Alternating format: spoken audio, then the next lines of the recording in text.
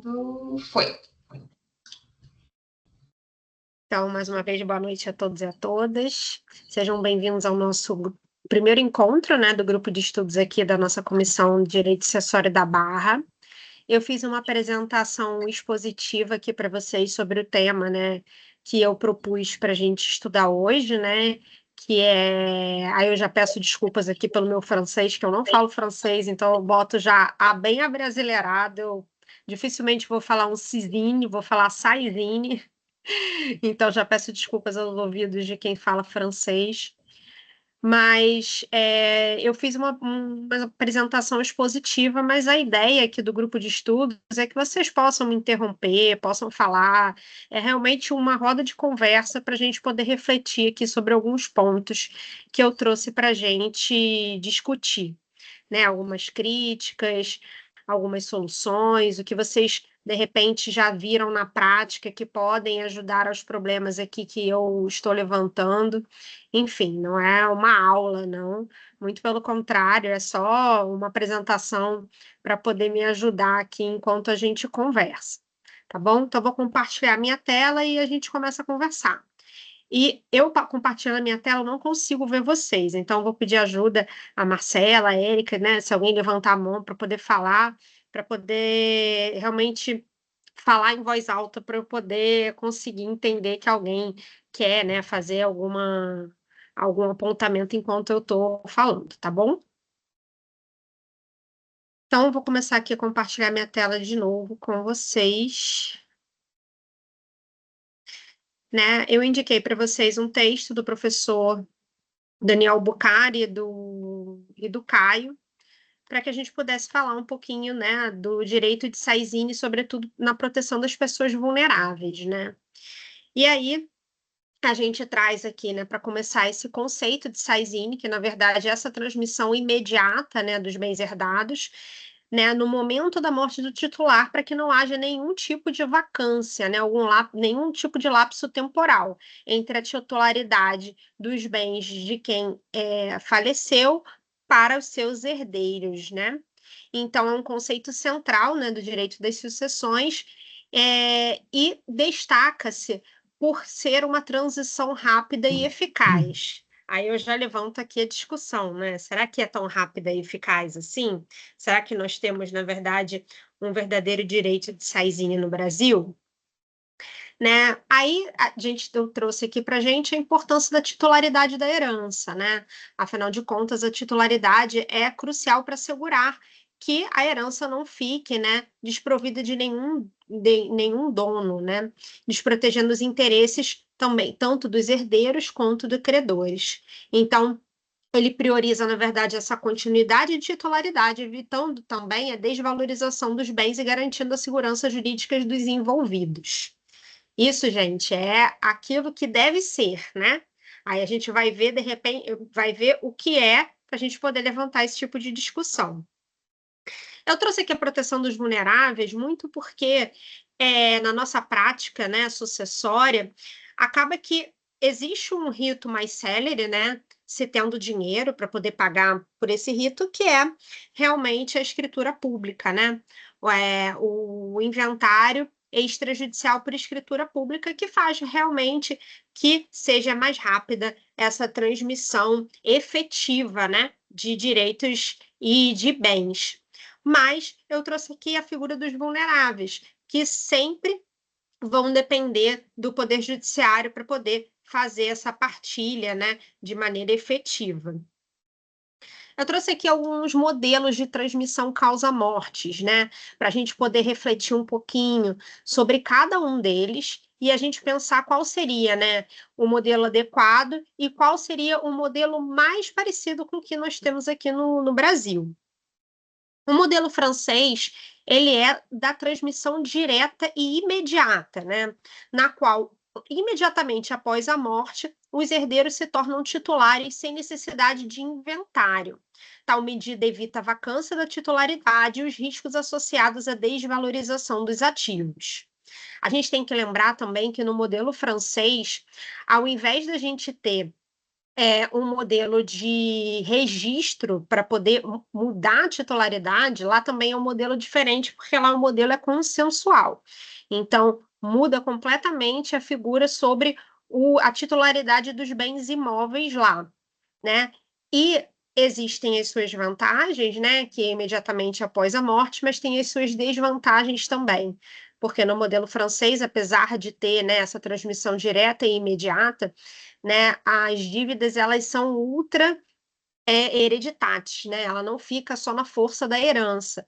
Então também tem, até que seja realmente registrado, né? Então, isso é um ponto negativo.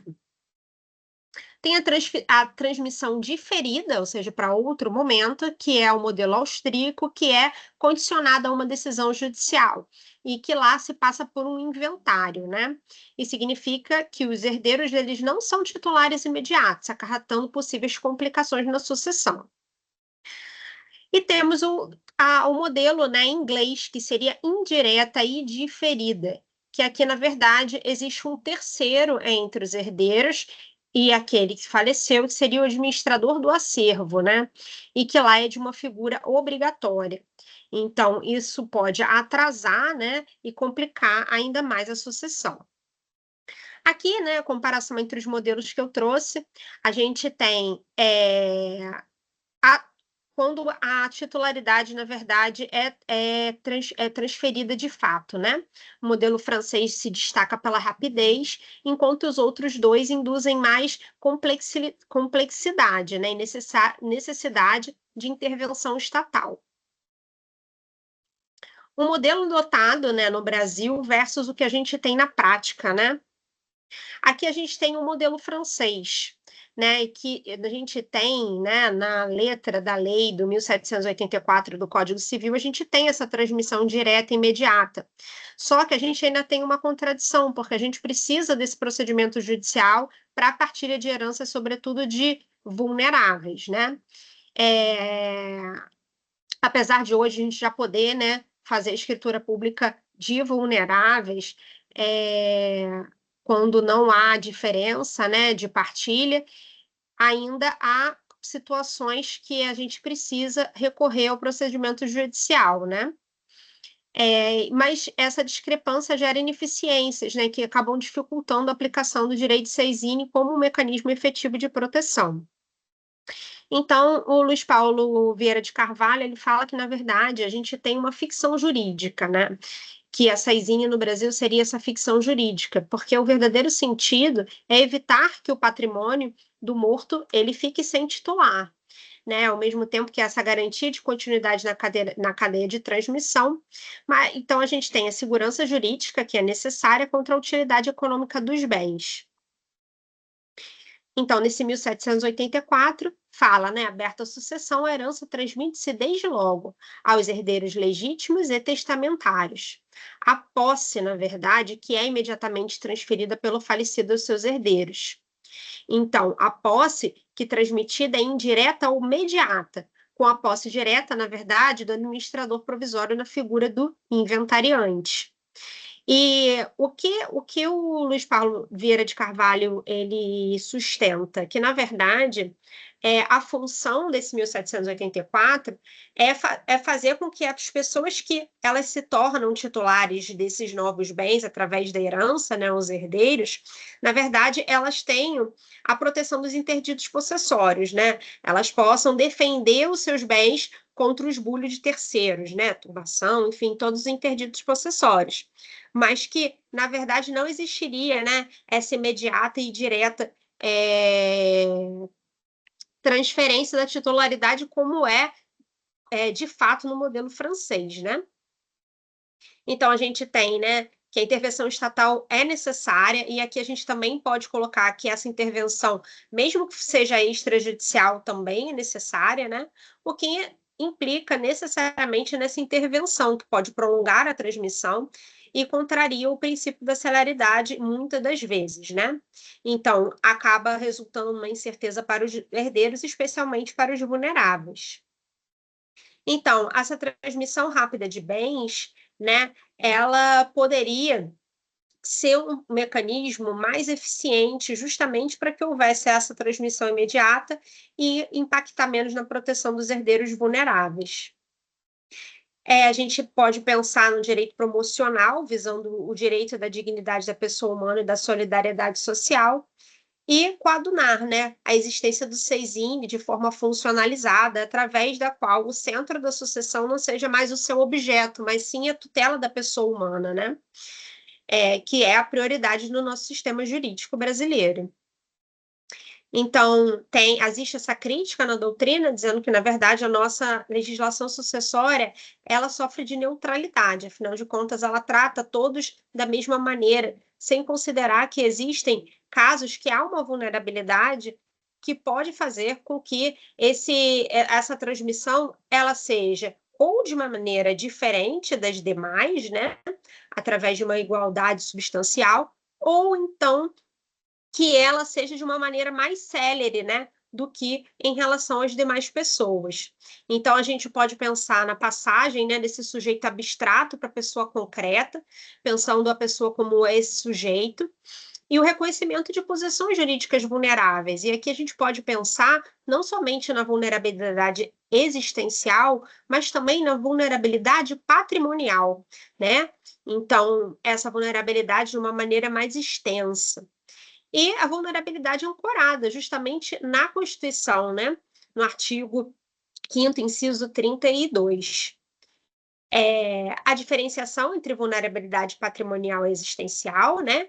Que tem que ter, mas que pode também a vulnerabilidade patrimonial ser, sim, vista de uma maneira especial, né? E a defesa contra uma concepção aberta de vulnerabilidade. A isenção tributária, ela pode servir, né, como um caminho possível para que determinados herdeiros possam, na verdade, ter essa titularidade de fato do bem de uma maneira mais célere, né? Mas a gente sabe que a sua aplicação, de todo modo, também está atrelada a requisitos e processos administrativos que podem ser complexos, né? E a legislação varia, impactando a eficácia da proteção dos vulneráveis. Como a gente sabe, né, o imposto estadual, então acaba mudando a isenção tributária de estado para estado, o que faz que essa proteção não seja tão efetiva, né?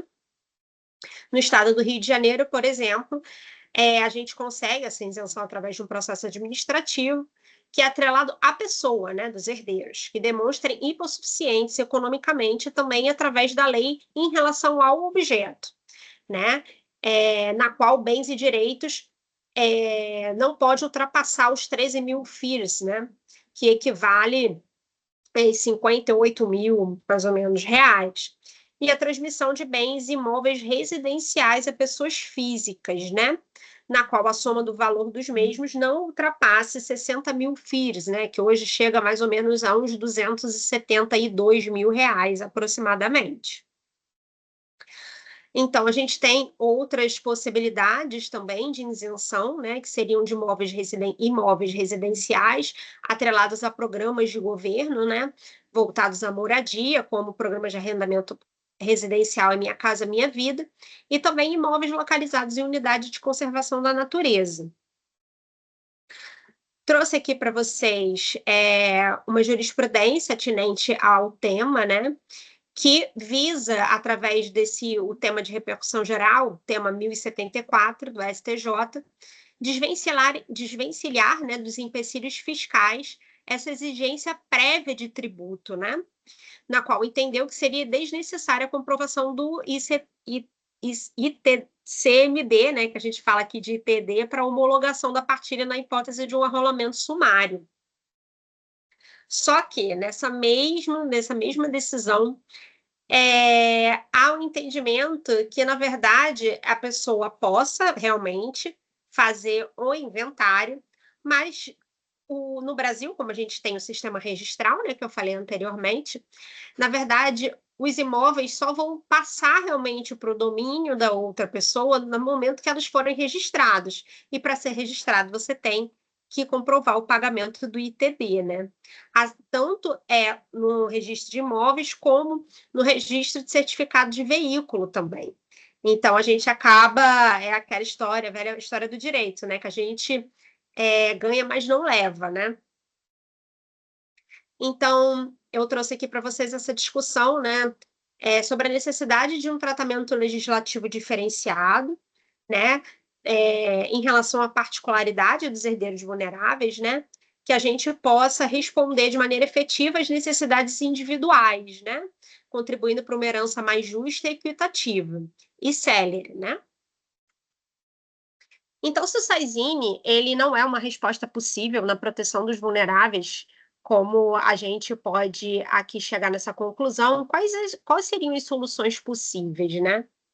Aqui a gente Ah, tem o Código Civil. Oi, alguém quer falar alguma coisa? o Leonardo levantou a mão, só para você saber. Claro, pode falar, Leonardo. Oi, Tati, só para não perder ali o link com o que você falou da decisão do tema do STJ, foi publicada anteontem no STF uma, uma, uma decisão aqui sobre ação direta de inconstitucionalidade número 5894, justamente nesse sentido, e pondo fim aí à discussão de que não cabe a exigência da cobrança do IPCMD quando é o caso de arrolamento sumário, né, que o magistrado deve homologar a partilha e, em seguida, aí sim, a fazenda ser intimada para poder tributar. Só para acrescentar aí que a publicação foi de anteontem, inclusive usei hoje numa petição. Então, para quem Muito quiser bom, anotar, Leonardo. a DI 5894 aí do STF. Eu anotei aqui, obrigada, excelente. Pessoal, teve umas duas pessoas perguntando se não tem que pagar mais imposto. Duas pessoas perguntando para mim se não tem que pagar imposto TCMD por causa dessa decisão ainda. Pois é. Vou voltar aqui, vocês estão vendo ou não? Tem que compartilhar de novo. Só um minuto.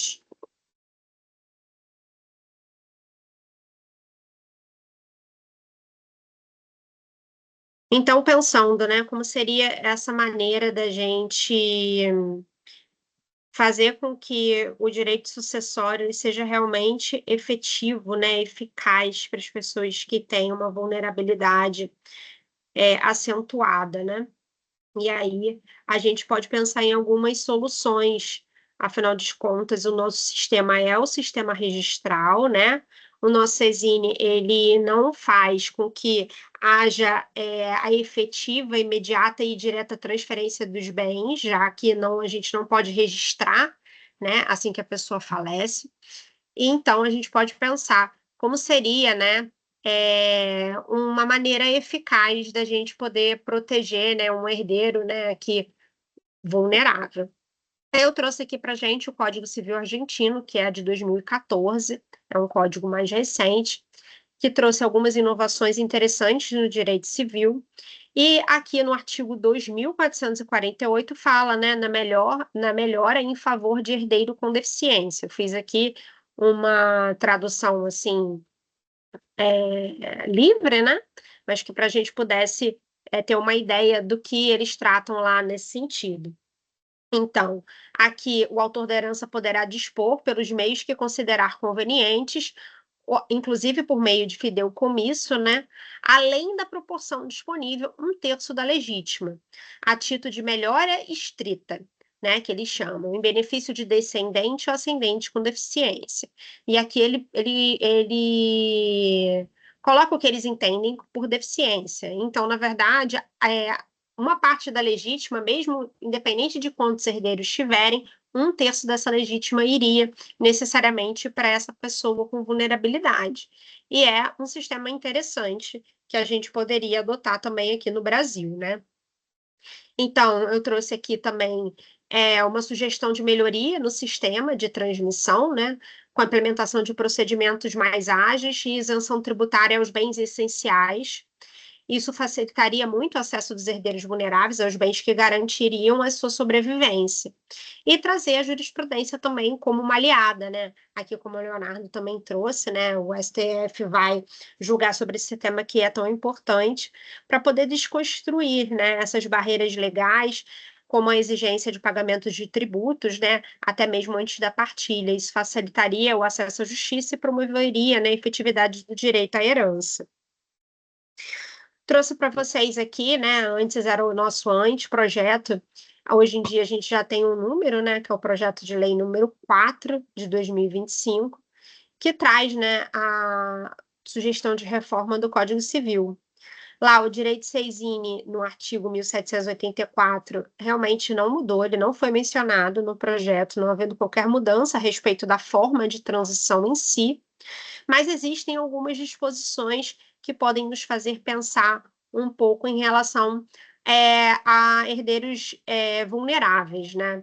Apesar de não se tratar de herdeiro vulnerável, o artigo 1832 prevê aqui, faz uma previsão interessante, que seria, na verdade, a posse e o uso imediato, até mesmo antes da partilha, o que a gente aproxima um pouquinho mais do sistema francês, apesar do nosso ser registral, né? 10% de sua cota do herdeiro que foi cuidador. O herdeiro cuidador é aquela figura do herdeiro que cuidou da pessoa, né? Vamos dizer, teve atos de zelo, de cuidado, né, nos últimos momentos de vida, e essa pessoa passaria a ter a posse e uso imediato antes da partilha de 10% daquilo que lhe caberia, né? O que é interessante, apesar de questionável em alguns pontos. E traz também como, aqui está com um monte de projeto, né, mas na verdade é o projeto de lei, o direito real de habitação, né, como também uma maneira de tornar efetiva e mais direta, né, o uso dos bens herdados. O 1831, ele trouxe o direito real de habitação dos cônjuges e companheiros, né, e também a extensão desse direito a descendentes incapazes ou com deficiências ou ascendentes vulneráveis, né? Então, Tati, oi. acho que o Guilherme quer fazer uma pergunta. Claro, Gui, pode falar. Caramba, eu não sabia, Tatiana, desse. Eu estou voltando, tá? Eu não queria cortar o seu raciocínio, eu estou no Claro, não, fica à 1832. vontade. E esse. Não, agora você tirou. Não. Esse aqui? Volta para o 1832, tá? É. O slide anterior. Os lados anteriores. Do herdeiro cuidador, né? Isso. E Esse. Não está aparecendo para mim, não sei porquê. Agora foi pro da frente. Mas tudo bem, eu lembro. O 1832 ele fala de uma reserva de 10%. Isso está no projeto agora? Eu não sabia disso. Tá no projeto, no 1832, que ele prevê... Vocês não estão vendo, não? Agora eu estou vendo. Ah, tá. A primazia do herdeiro cuidador, né? Aqui eu até copiei e colei, que daquele com quem o autor da herança conviveu e que não mediu esforços para praticar atos de zelo e de cuidado em seu favor, durante os últimos tempos de sua vida, por assim dizer, que passaria a ter a posse e o uso imediato antes da partilha, apenas de 10% de sua cota, mas já seria uma posse e uso imediato antes da partilha, o que seria realmente inovador no nosso sistema, né? Vai dar uma agora, confusão. não, além da confusão, mas agora que eu entendi, menos. Eu tive a impressão de que ia ter uma divisão desigual da herança. Ele ia ter 10% a mais. Na verdade, é só a posse imediata.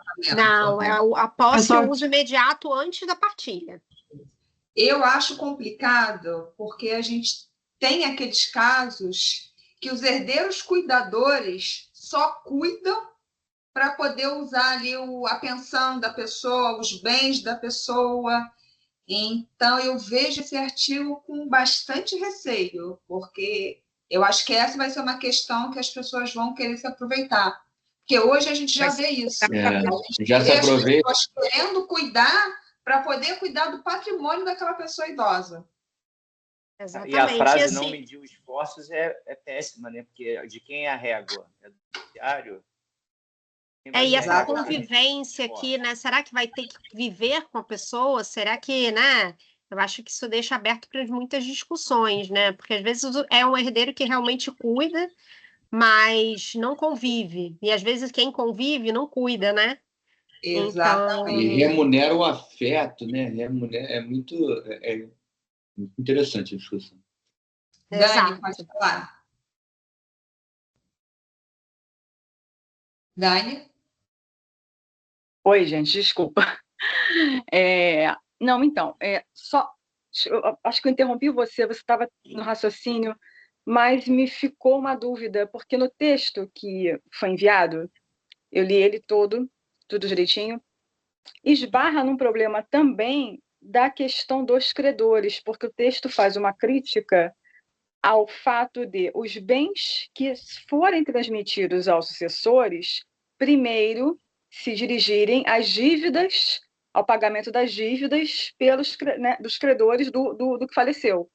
Então, como é que ficaria isso assim? Porque eu particularmente não concordo com esse afastamento dos credores, porque se foi uma obrigação contraída em vida, onde os sucessores somente tinham uma expectativa de direito à herança, você não pode afastar os pagamentos aos credores, porque senão você vai inviabilizar várias relações jurídicas, porque qual é a garantia que um credor vai ter? Se essa pessoa falecer, né, eu não vou ter garantia nenhuma do pagamento, eu não vou poder ir até a herança buscar o meu valor.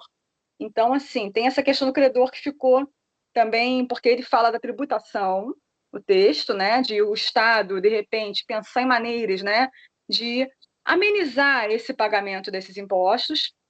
A questão do vulnerável, qual seria qual critério que se utilizaria para colocar uma pessoa, um herdeiro, como vulnerável? O que é o vulnerável? É a pessoa, no Código Civil argentino, você citou, aliás, muito bom, tá? Eu adoro quando traz assim direito comparado, sou apaixonada, muito, muito bom mesmo. E ele é uma pessoa com deficiência, mas às vezes uma pessoa sem deficiência também é vulnerável. Então, assim, essa questão da vulnerabilidade é muito sensível, não é mesmo? E a questão dos credores, que o texto também critica, que é um absurdo, né? Não fala com essas palavras eu que estou falando, mas que, poxa, é errado você privilegiar o credor quando o herdeiro deveria receber a herança. Só que essas obrigações foram contraídas em vida pelo sucessor. Então, fica uma coisa meio injusta para o credor, porque o sucessor, o herdeiro, ele não sabe nem se ele vai receber alguma coisa, né? Também A achei pessoa que polêmico faleceu esse artigo, Dani. pode não Achei bom deixar mesmo para nada, discussão. não é? Ele pode não deixar nada. E aí, como é que fica, né? A pessoa fica chateada, mas é a vida. Então, essa questão do credor, assim, ficou um pouco sensível. E a questão do vulnerável também, né? Tem que discutir mais sobre isso, para você ver quem seria o real vulnerável.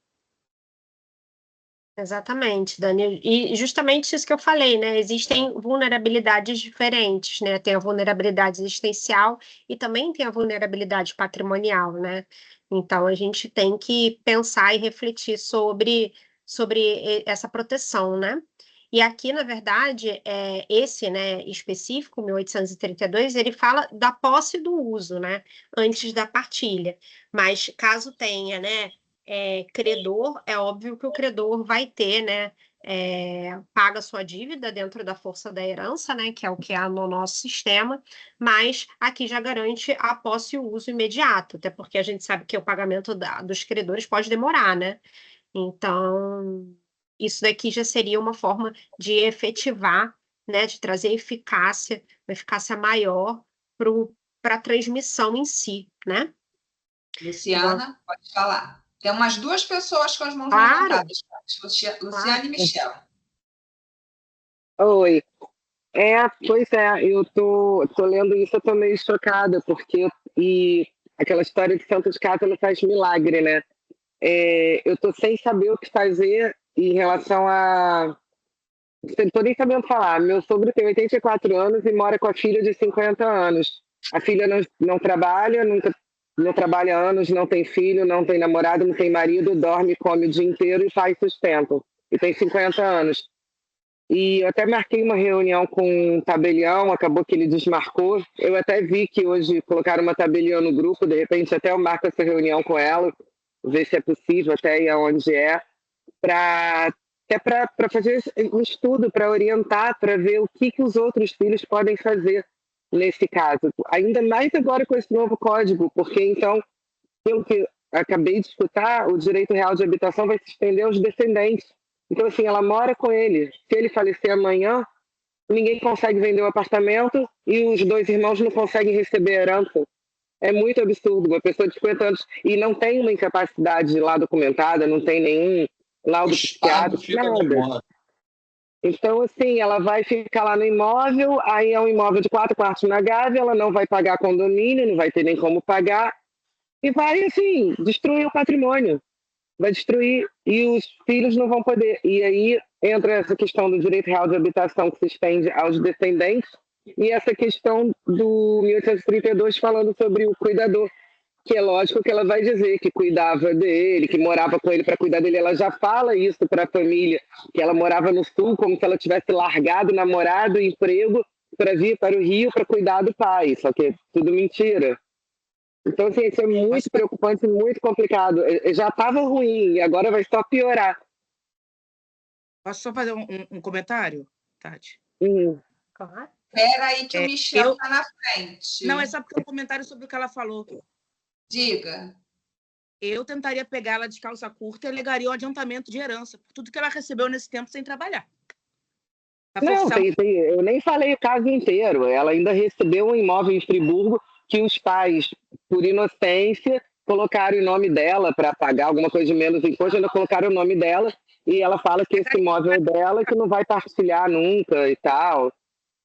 E ela ainda recebe o aluguel dele e fala que o aluguel não é para ela comprar comida nem pagar conta em casa, que isso é obrigação do pai. O aluguel dela é para ela, quando ele morrer, se ela quiser ir para o Sul, fazer o que ela quiser. É uma situação absurda, absurda. Você tem briga pela frente, Luciana. Você tem briga então, pela frente. Não, vai ter muita briga e vai piorar, porque imagina se ela entra com esse direito real de habitação e não sai da casa. Ela com 50 anos fica vivendo mais 20, 30. Um imóvel de 4 quartos na Gávea e os outros 2 filhos sem poder usufruir. Tá pior do cunhado é um problema, né? Toda cunhada é um problema. Ou cunhado ou cunhada.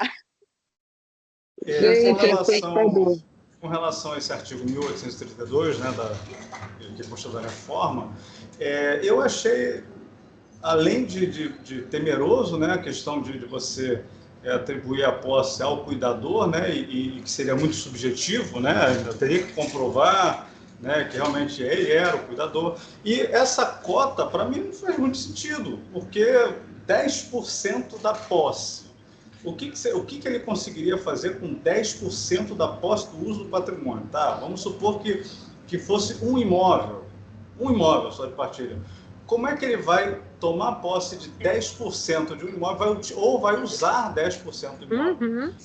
Então, não vi muito sentido. Não sei que critério que utilizaram para determinar 10% como algo viável e vantajoso. Vai alugar um quartinho na casa. Vai ficar com um quartinho de dependência. E, além disso, você tem ali, mesmo que fosse, vamos supor que ele ficasse com a posse integral, né? Ele poderia também seria uma possibilidade, né, dar essa vantagem para ele. Se fosse, você tem ali a ausência do munus, você tem a ausência do encargo, que seria do inventariante. O inventariante, ele tem a posse, né? Ele adquire a posse do patrimônio porque ele vai administrar o espólio, né? E ele tem as obrigações, né? Ele tem os deveres dele. Essa pessoa, o cuidador, ele vai ter obrigações de um inventariante na posse desses 10%, entendeu? Então, assim, na minha visão, não vi muito sentido. Realmente não vi. Eu sei que seria no sentido de proteger, né, o vulnerável, né, o que cuidou da pessoa falecida, né, talvez teria algum grau de vulnerabilidade, um entendimento, mas não achei eficaz, não achei realmente uma norma eficaz.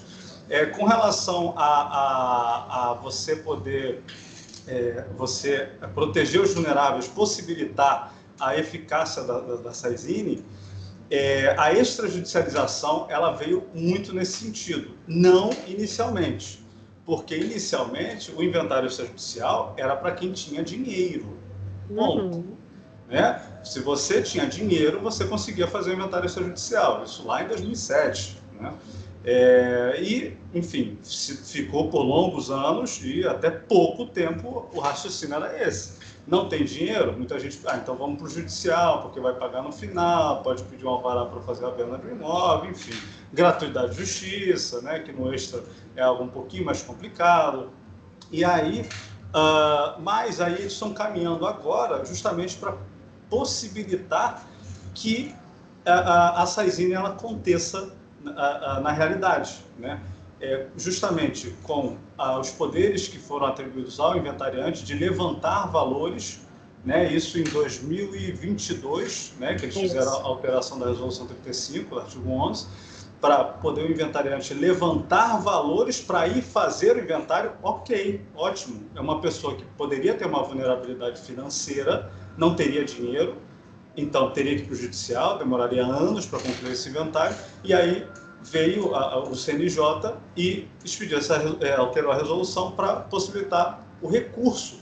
Então existia uma vulnerabilidade, a SAISINE não acontecia, possibilitou-se o recurso para que se efetivasse o mais rápido possível a SAISINE, né? E aí, entre outras, né, possibilidades como a venda, né, de imóvel em nome do espólio para custear inventário, né? Enfim, então eu acho que a extrajudicialização ela seria o ponto mais forte justamente na concretização da SAISINE.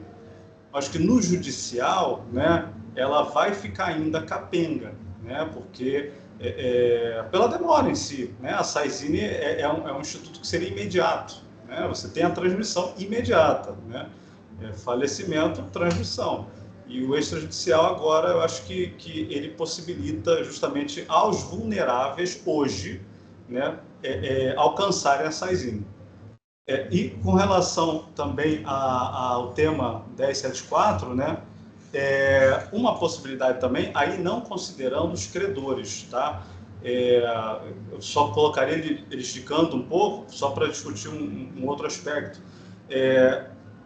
Eu acredito que vai ser uma tendência esse entendimento de pagar o imposto de transmissão após o ato, após o inventário feito, vai ser uma tendência isso vir para o extrajudicial também. Aí uma opinião pessoal, tá? Porque pelo andar, né, como um arrolamento sumário, que em tese equivaleria ali um inventário extrajudicial, consensual, algo mais rápido, eu entendo que poderia ter uma tendência de lá na frente o legislador, ou corregedoria, ou CNJ, fazer alguma alteração nesse sentido, de possibilitar o pagamento do imposto de transmissão lá na transmissão dos imóveis, ou, enfim, aí considerando bens imóveis, né, lá no RGI, fazer o pagamento no RGI, ou no Detran, enfim. E aí eu acredito que também esse tema poderia ser algo que tenha alguma aplicação também no extrajudicial futuramente. Só isso.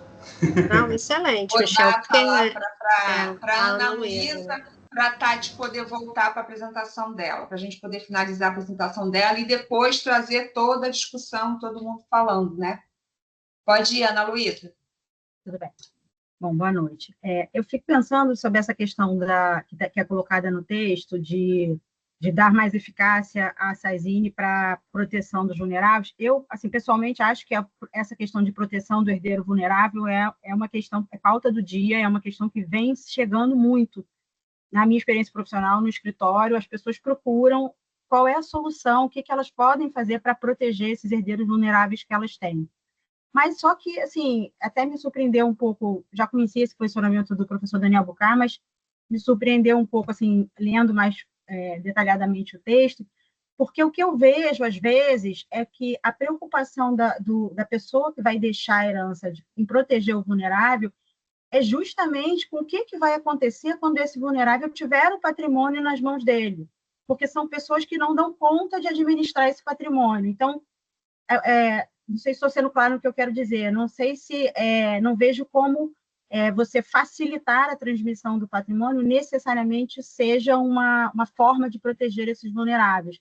Eu tive um caso, por exemplo, em que a grande preocupação da mãe com relação ao filho, que tinha tinha autismo, um grau bem comprometido, era que quando ela morresse, ele ia herdar aquele patrimônio, ele não teria como administrar, e tinha um pai que era um pai ausente, e ela, bom, e esse pai vai se tornar a pessoa que vai ter preferência ali para assumir uma curatela, enfim. porque essas pessoas, principalmente no caso das pessoas com deficiência, não são incapazes, né? Elas, pela alteração do Código Civil que o Estatuto trouxe, elas são pessoas plenamente capazes. Então, elas vão herdar, e você não pode afastar essa herança, você não pode afastar a legítima, né? Então, assim, acho que a questão precisa ser debatida, precisa de soluções, e a gente, às vezes, esbarra até, não só na questão da CESINE, não assim, viabilizar que seja transmitido imediatamente, buscar esses caminhos, não vejo que isso vá, como isso vai, na prática, proteger, ter acesso ao patrimônio de imediato, vai trazer essa proteção para essas pessoas que nem sabem o que vão fazer com esse patrimônio, né, em alguns casos. Porque quando você está falando de vulnerabilidade patrimonial, você está falando de uma pessoa que tem todo o discernimento, né? Talvez discernimento não seja mais o termo correto de usar, mas assim, que tem ali a plena possibilidade de administrar aquele patrimônio, de lidar com aquilo. Quando você passa para outras vulnerabilidades, você transmitir rapidamente um patrimônio para uma pessoa que acaba deixando ela mais vulnerável a outros interesses, né? A outras pessoas ali à sua volta. Então, assim, só para trazer essa ponderação, e realmente eu, pessoalmente, não tenho a solução, não sei, acho que a gente tem que trabalhar para isso, porque até eu acho que o número de casos cresce cada vez mais, né? Cada vez mais a gente se depara com pessoas, com famílias que enfrentam essa questão, precisam planejar a sua sucessão considerando as necessidades desses herdeiros vulneráveis, né? Ana, antes de passar a palavra aqui para a Ludmila, porque assim, a gente na verdade teria, né, alguns instrumentos de proteção desses bens, desses vulneráveis, né? Uma curatela, né, uma tutela, porque aí essas pessoas têm que prestar contas, né? Então já seria uma proteção maior, mas elas teriam o uso, pelo menos, né, e a posse, né? E isso esbarra um pouco naquilo que o Michel estava falando, que é justamente essa possibilidade, né? Da pessoa já ter a posse e o uso, né?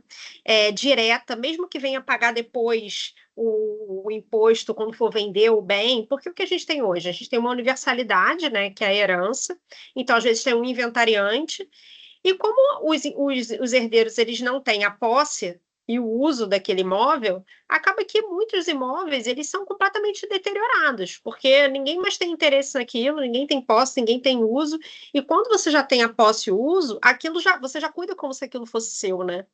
Então eu acho que isso é muito interessante, assim, essa ideia. Mas eu acho que para a proteção dos vulneráveis, a gente tem alguns instrumentos, né? E a gente pode pensar também na autocuratela, que a pessoa já pode botar, né, alguém para poder ser um curador no futuro. A gente tem a tutela testamentária para poder já fugir. Ah, quando eu morrer, o meu ex-marido, que vai ser o administrador dos bens dos meus filhos, eu posso escolher de uma maneira diferente, né? Eu posso escolher outro administrador. Então a gente tem que pensar assim outras soluções, outras hipóteses para que esse vulnerável ele seja protegido também de outras formas, mas também com essa transmissão mais direta de patrimônio, assim, vamos dizer, entendeu? É o que eu penso, assim. Mas é interessante mesmo. Ludmila também está com a mão levantada. Tati, eu não vou me alongar, não, mas você fez a leitura do meu pensamento, e era isso que eu ia falar sobre a tutor, né? O co-tutor que pode ficar aí estabelecido em testamento, quer sejam nas questões existenciais, outros na patrimoniais, ou até adotar a questão da tomada de decisão apoiada em relação às questões patrimoniais, que às vezes o pai que vai ficar é meio maluquete, enfim. Você fez a leitura perfeita, eu só quis incrementar o que a colega tinha falado anteriormente para a gente não perder o fio da meada. Muito obrigada. Nada, eu que agradeço aí, porque a ideia é essa mesmo, gente, é a gente conversar e pensar junto aqui para uma melhor solução. Eu já estou aqui chegando já no fim da minha apresentação.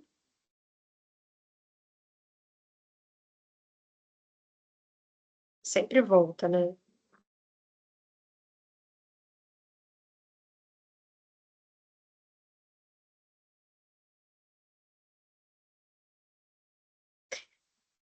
Aqui, né, a gente estava falando do 1831, que seria esse direito real de habitação, né, que a nossa colega aqui falou desse medo, né, que seria esse direito de extensão aos incapazes com deficiência ou ascendentes vulneráveis, né, aí nesse ponto não seria para qualquer pessoa, seria só para os incapazes ou pessoas com deficiência ou esses vulneráveis, né, e aqui, no 1832, inciso 3, ele fala, né, que se a herança não comportar, né, daqueles 10%, né, que seria a solução, até que eu acho que o Michel também trouxe, né, depois eu até vou pegar o artigo todo aqui para a gente ler, porque vai ser interessante, mas se a herança não comportar as soluções da pessoa usar 10% daquela cota, né, e tiver um único imóvel para morada, do autor de herança, então as pessoas apontadas no CAPT, ou seja, os herdeiros cuidadores, teriam também o direito real de habitação sobre aquele imóvel. Aí ia cair na preocupação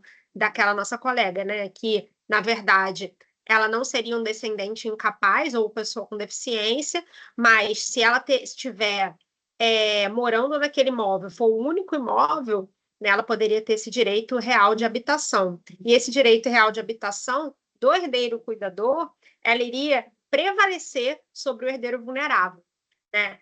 Então, na verdade, acho que há uma confusão aqui, e aí a gente fica naquela torcida para que o projeto de lei não passe do jeito exatamente como ele está, né? Eu trouxe aqui para vocês uma leitura complementar de outros textos, né, que falam sobre Saizine, falam sobre a tutela das vulnerabilidades, né? E aí, se vocês quiserem, depois eu tenho esses textos aqui, eu posso também enviar para vocês. Mas é isso, gente. Obrigada pela participação de todos. E aqui a gente está aberto a quem tiver mais perguntas a fazer, quem tiver mais apontamentos. Obrigada. Ó, a Fernanda está com a mão levantada. Vai, Otônia. Eu e a Marcela, a gente foi em um evento, teve uma palestra da ministra Nancy Andrighi, e eu confesso que eu não me adentrei muito, embora seja um tema que muito me interessa, que eu queira adentrar, sobre a questão dos bens digitais. E ela falou que os bens digitais acabam, de certa forma, mitigando a Saizine. Porque qual é o valor desses bens, como é que é feita essa transmissão, não é uma realidade que ele é feito automaticamente, mas eles têm valor pecuniário.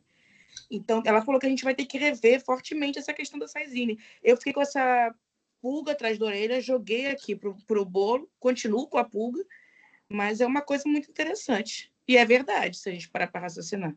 Já mitiga automaticamente pela sua própria natureza. Verdade. Ela ainda falou da questão do acesso, né, a esses bens digitais, que se a pessoa não deixou senha, hoje, não, como é que é feito isso, não é feito? Então, ela trouxe essa polêmica e essa angústia com relação aos bens digitais. Foi bem interessante e pertinente o link que a Fernanda fez. E a migração, e desculpa, Tati, e a migração dessa questão patrimonial com bitcoins, com criptomoedas, enfim, que são valores de grande monta, que às vezes as pessoas vão ser privadas por não ter alguém que vá dar seguimento a isso, né? Não deixar aquele tutor virtual que vai dar seguimento ou ter acesso a algum tipo de senha, se não registrado, num testamento ou em outro meio que venha já aceito, li, concordo, deixo para fulano, enfim. Exatamente, eu ia falar sobre esses termos mesmo, né? Que hoje a gente tem como botar no Instagram, no YouTube também, né? Quem seria a pessoa que teria acesso, né, àquela conta, enfim. E aí você também pode botar o acesso de alguém que não seja seu herdeiro, aí seria um legado, né? Aí como é que a gente vai calcular a legítima nesse caso? Enfim. Os bens digitais estão trazendo muitas perguntas, né? Muito mais do que respostas, estão trazendo muitas perguntas para o direito. Léo? Oi, que eu estou com o meu fone aqui acabando a bateria. Estão me ouvindo, né? Sim. A primeira colocação que eu queria fazer é concordando aí com o Guilherme, quando ele trouxe a ponderação de será que a gente vai passar a remunerar o afeto? E aí eu me lembrei do livro do Conrado e do Cristiano sobre a teoria geral do afeto, em que eles fazem a distinção entre o princípio do afeto, como muitas pessoas tratam, e que, na verdade, seria um postulado normativo. Então, que a gente deveria tratar cada caso de uma forma independente de uma regra estipulada. Então, eu concordo 100% com ele em relação a essa questão da preocupação em remunerar o afeto, e acho que não deveria ser objeto de cláusula aberta, e deveria ser, né, cada caso a gente entender qual é a vulnerabilidade, qual é a... Eu só botei para pensar, Leonardo. Eu não tenho opinião formada sobre, mas realmente... Não, mas não é nem concordar, porque você não chegou a exprimir opinião, mas me alinhar essa sua perplexidade, que eu também acho complicada essa questão de você remunerar o afeto, né? Independente da concordância ou não. Acho que você pode remunerar o comportamento, sim, uma pessoa que, em se tratando de... A gente tem essa preocupação até por conta da legítima, né? Da gente deixar uma cota à parte assegurada para uma pessoa que, às vezes, não participou em nada da vida de quem faleceu, enfim, e você tratar todo mundo de forma igual como é hoje o direito sucessório. Mas essa ponderação que você fez me fez refletir em relação a essa questão do princípio o princípio normativo, né, do afeto, que deve ser ponderado a cada caso concreto, para a gente realmente entender a participação da pessoa na vida de quem já se foi, se realmente precisa de um cuidado especial. É só uma leitura que eu recomendo quem ainda não leu, que é um livro sensacional. E a outra questão, na verdade, é uma pergunta. Eu não sei se alguém pode me responder, talvez o Michel saiba também, por ter trabalhado no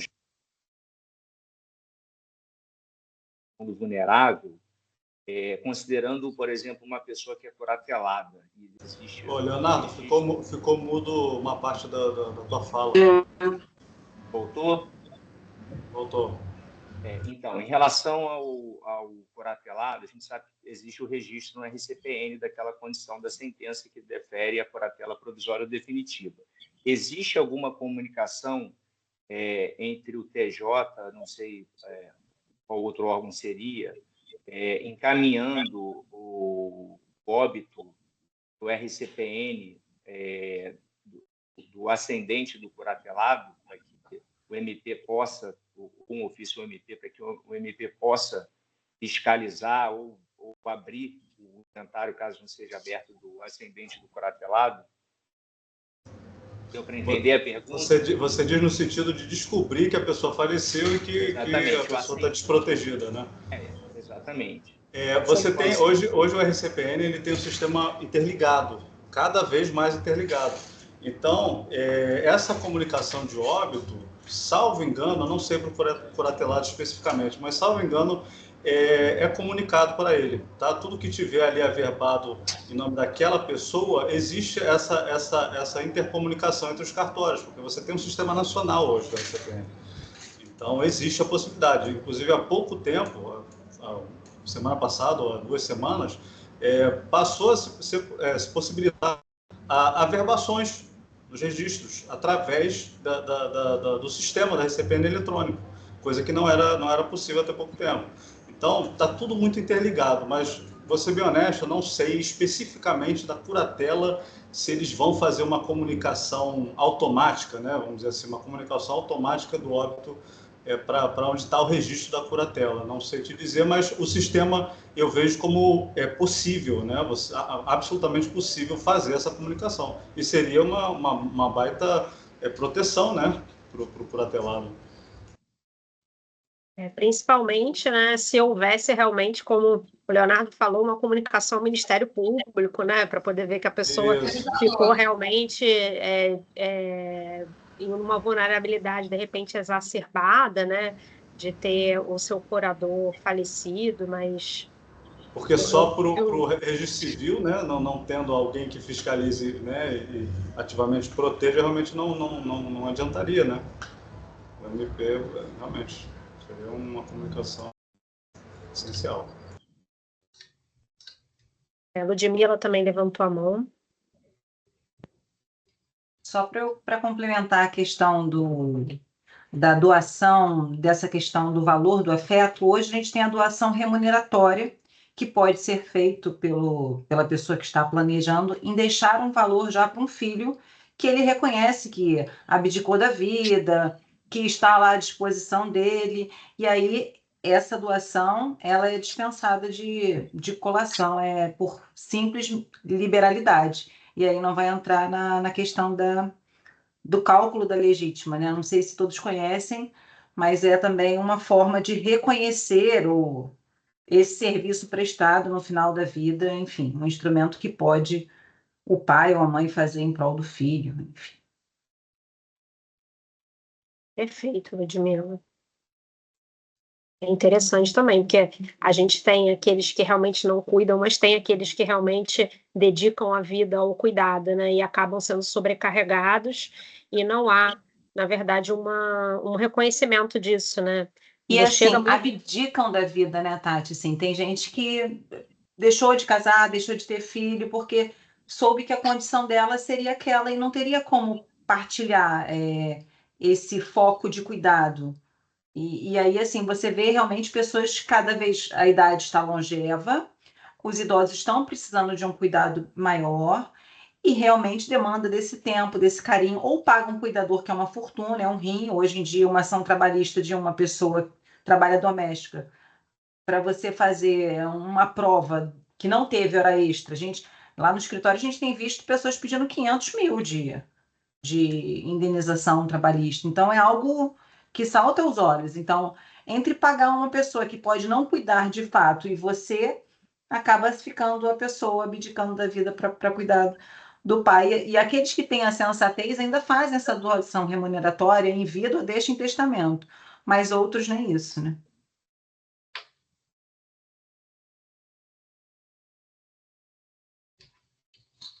Alguém mais quer falar? Vou levantar aqui essa questão do tema 5894, porque essa é uma decisão da STJ de 2022, né? O STF agora só está vindo ratificar com essa última decisão. Inclusive, existem clientes que estão pegando o formal de partilha, ou seja, demonstrando que aquele imóvel ele está regularizado, vendendo o imóvel para então pagar o imposto. Eles estão usando isso como uma forma de não ter esse custo. E é uma saída interessante, porque o bem está regularizado, ele só pende do pagamento do imposto e o eventual registro. A gente só não consegue, claro, aquelas questões de financiamento junto aos bancos, mas para quem tem dinheiro para pagar à vista e quem tem essa possibilidade, é até interessante, porque aí você não dispõe desse valor. Depois que você vende o bem, e aí você faz isso tudo por contrato, e aí você paga o imposto e faz o registro da transmissão. É uma hipótese também. É porque já tira da universalidade, né? Já dá essa singularidade para o bem, né? Só para complementar, Érica, o que você passou, na verdade, o 5894 foi uma ação direta de inconstitucionalidade que eu não lembro, não sei se foi o governo de Brasília, eu não lembro qual foi o governo que entrou, questionando o Código Civil, porque, na verdade, o Código Civil já traz essa previsão. E aí, até o que o Michel falou, seria excelente se isso já virasse uma norma ou que viesse pela corregedoria, né, que pudesse ser feito também no inventário extrajudicial, porque o arrolamento sumário, a única exigência... gente, desculpa, não vai ter como. A única exigência é o consenso, né? Exatamente. Exato. Eu não sei se... Eu não vou estender muito no assunto, né? Acho que é um assunto que vai demandar um pouquinho mais de tempo, mas a questão da SAISINE no legado. Porque no legado, você já não tem a SAISINE, ela já não acontece, né, automática. Você precisa da formalização do inventário para ela ocorrer. E aí eu digo a posse, né? A transmissão da posse para o legatário.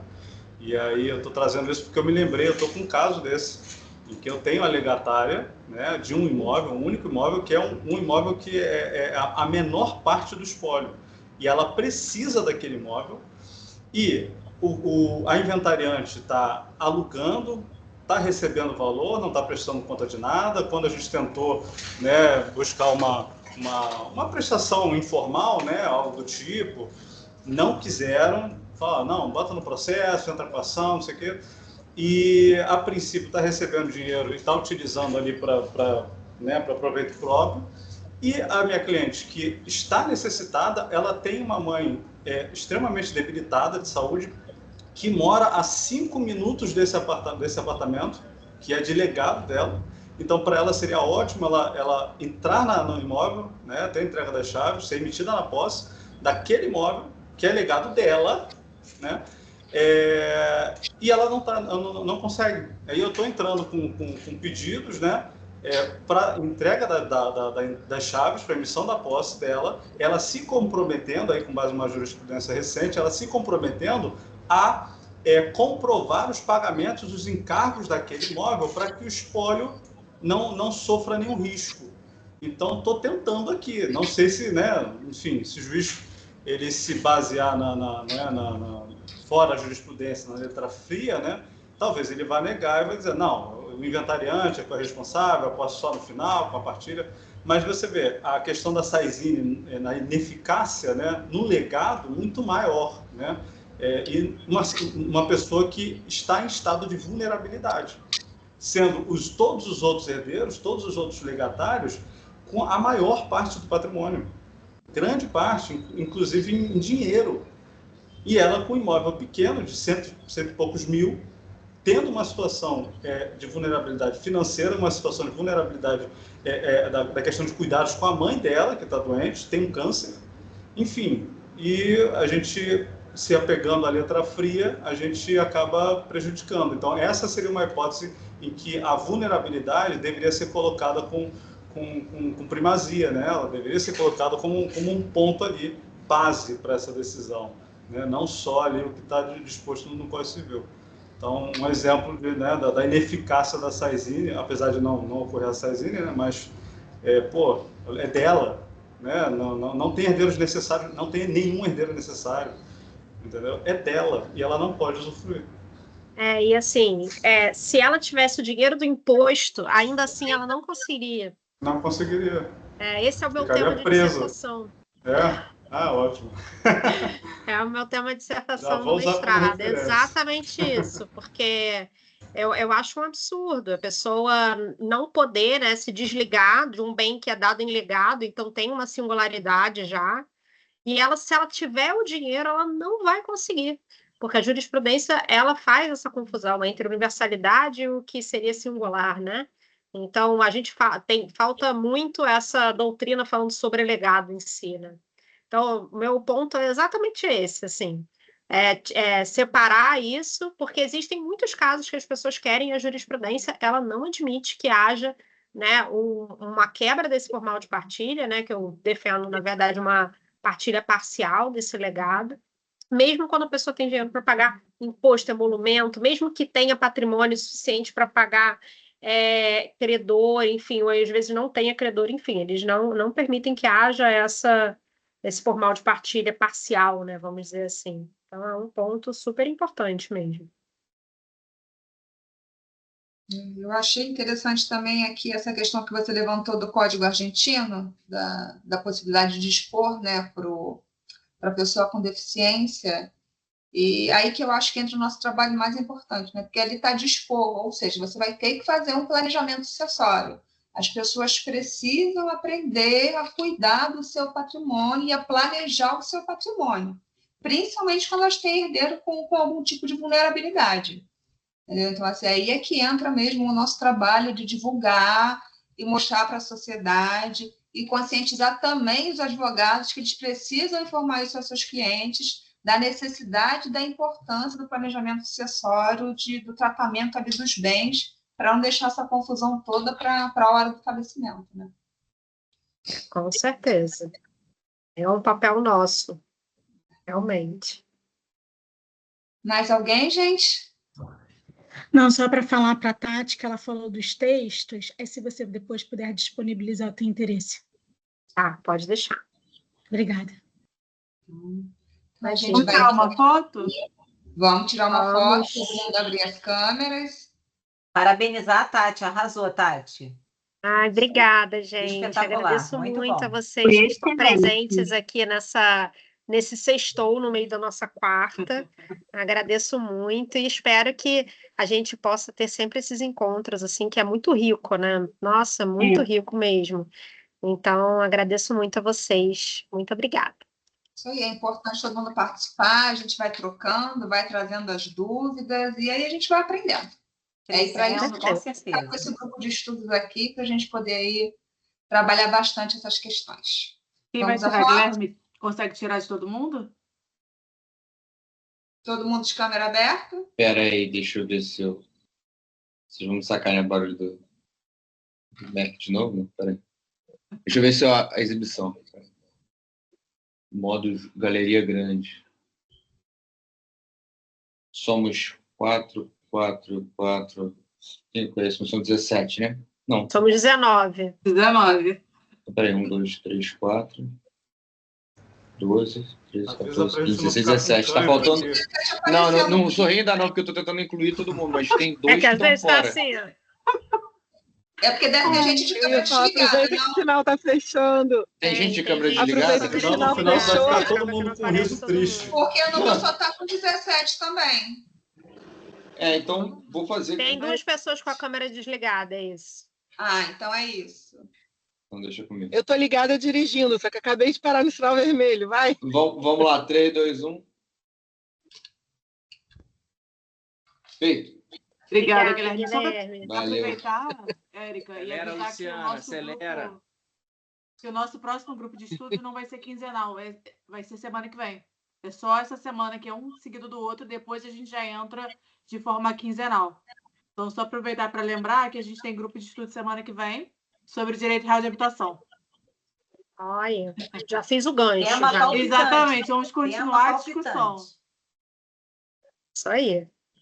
Então, Gente, muito obrigada, pessoal, mais uma vez. Excelente Tati. feriado. Então, até semana que Obrigada, vem. gente. Obrigado, Tati, obrigada pessoal. pela sua Tchau, disponibilidade, Tati. Muito pelo obrigada. material maravilhoso que você trouxe. Boa noite a todos, gente. Fiquem com Deus. Boa noite, Tchau, bom tchau. feriado. Tchau, tchau. Bom feriado a todos. Bom feriado a todos. também, Um tchau, abraço. Tchau.